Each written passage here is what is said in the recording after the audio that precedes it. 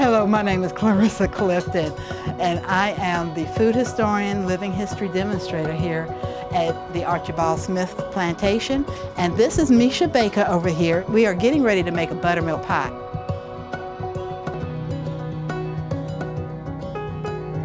She is going to mix up the custard that we use for the buttermilk pie, and I'm going to end up rolling out the dough here for it. So, Misha, if you want to go ahead and tell them what you're adding and all that good stuff. Absolutely. So I just broke 3 eggs into a deep dish.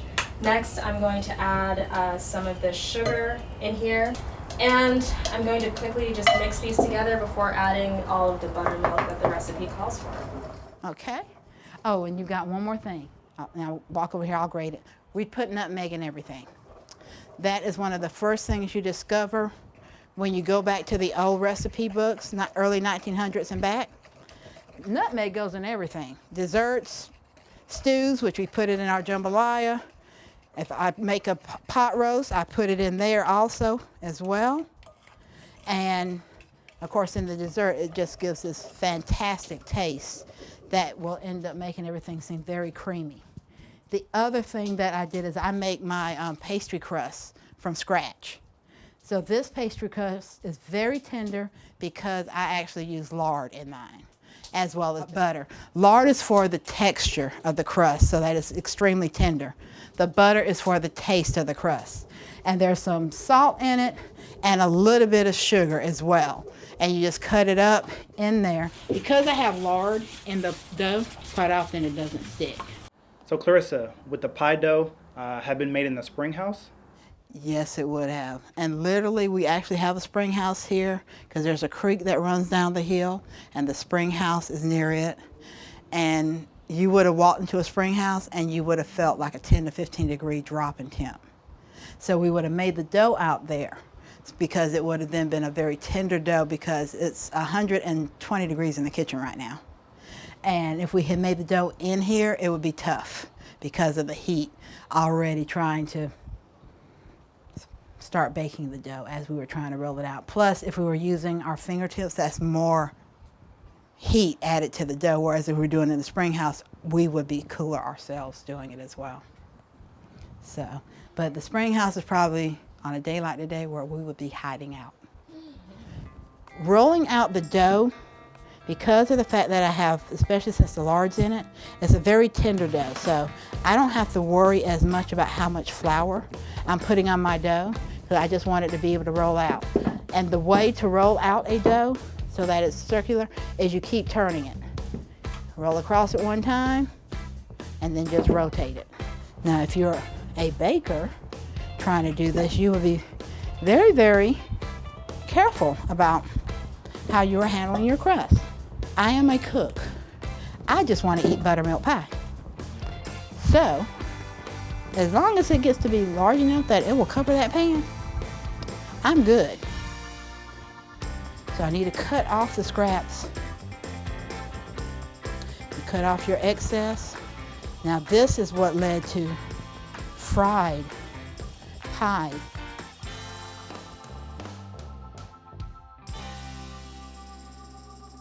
I've got some water over here that I'm going to put around the edges of the pie because it will help to keep the edges from burning before the pie is ready to take out.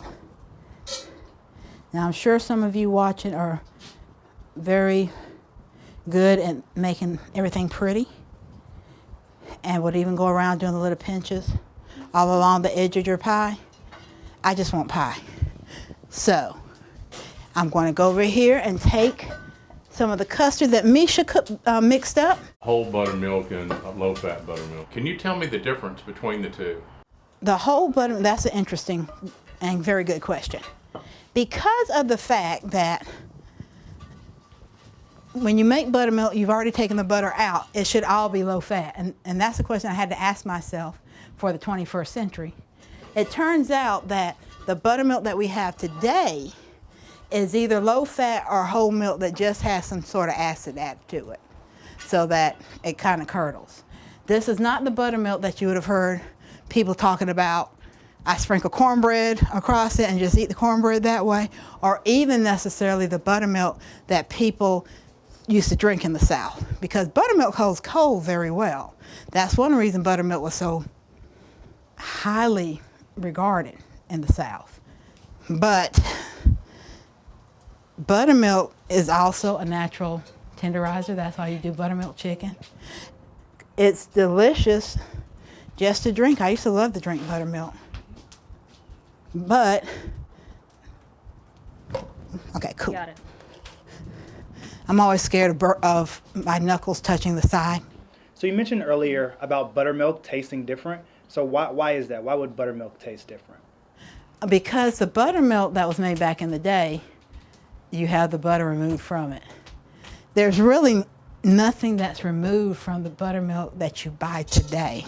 So it's not real buttermilk? We would have called it sour milk in my time period that I'm dressed up for, because you would have made sour milk cakes. You're not going to waste anything. Once you start messing with these hot coals down here is when the heat gets to you. That will take about 30 minutes. And then we should be good. You just let it cook. Again, do not, unlike today where people are constantly looking in ovens, we will not worry about it, because when you cook, it's not just sight. We will end up smelling it and seeing steam coming from under the lid to give us a signal to start checking on it. Until then, you leave an oven covered.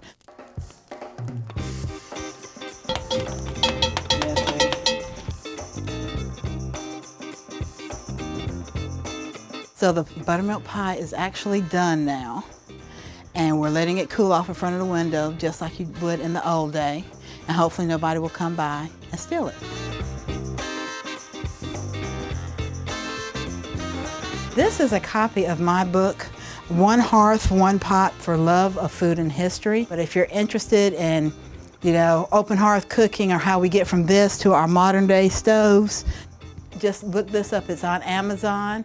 And if you're in Roswell, Georgia, come by the Archibald Smith Plantation House and we can give a cooking demonstration, which we do on the 2nd and 4th Saturdays.